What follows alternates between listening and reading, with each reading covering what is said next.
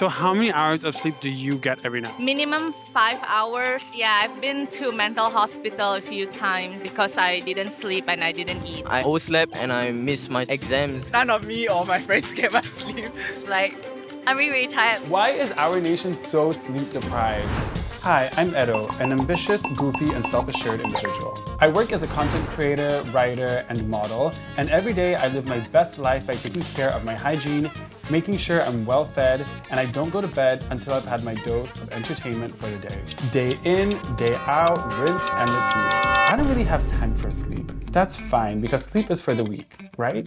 Life is a whirlwind, and honestly, sleep doesn't always get a VIP pass for me. If I was an NPC, I would have hit exhaustion mode on day 1. And funny enough, I'm not the only one putting sleep aside for everything else. Why aren't Singaporeans sleeping enough?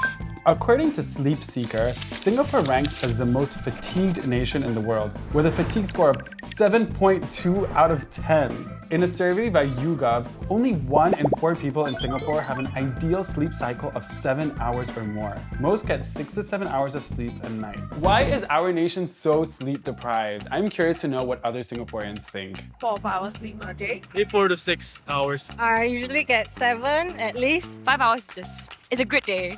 Bad days you can get 4 hours. So did you know that Singapore is one of the most sleep deprived nations in the world? Yeah, I do agree. I think that's the case for all Asian countries. Yeah. It's just very stressful. It's a pressure cooker environment. I'm a law student, so none of me or my friends get much sleep. There's a sort of a culture to it it's kind of a pride thing. Sometimes when you say, oh, I only slept 4 hours last night, it's a bit of like bragging. After working maybe till maybe 10 plus, and then you feel like you need to chill, then once you turn on YouTube, then you start pressing videos after videos, and then suddenly the time goes and it's like 1 a.m, 2 a.m. It's like exam week and I don't get any sleep at all. And then like after the exam, I get passed out. I think I just feel like you're in a fish tank, just walking, just like, I'm really tired, but I still do the functions. So it feels like most of the people I spoke to actually said they weren't that satisfied with how much they're sleeping, and a lot of them said they wish they were sleeping more. So I'm going to speak to Dr. Lim, a psychiatrist, to see if there are any tips for us on how we can sleep better.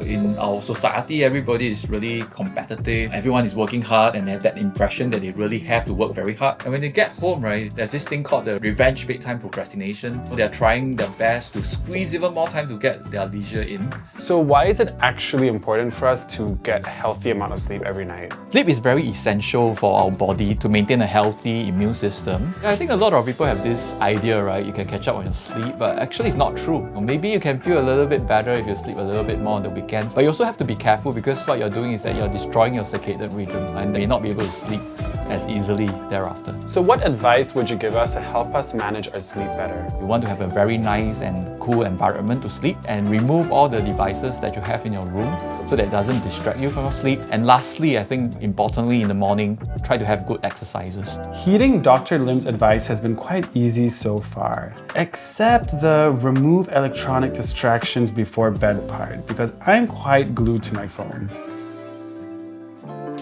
I had a good 8 hours and 16 minutes of sleep last night. Let's take a closer look at my sleep results. I've been quite disciplined keeping up with the sleep hacks, and the satisfaction comes when I get to see an in-depth review of how my sleep went and track what's really working for me. I know we're all so caught up with our schedules and our agendas, but we need to remember that the way we treat our bodies greatly affects our physical and mental well-being. For me, my wellness journey doesn't end here. It's only just begun.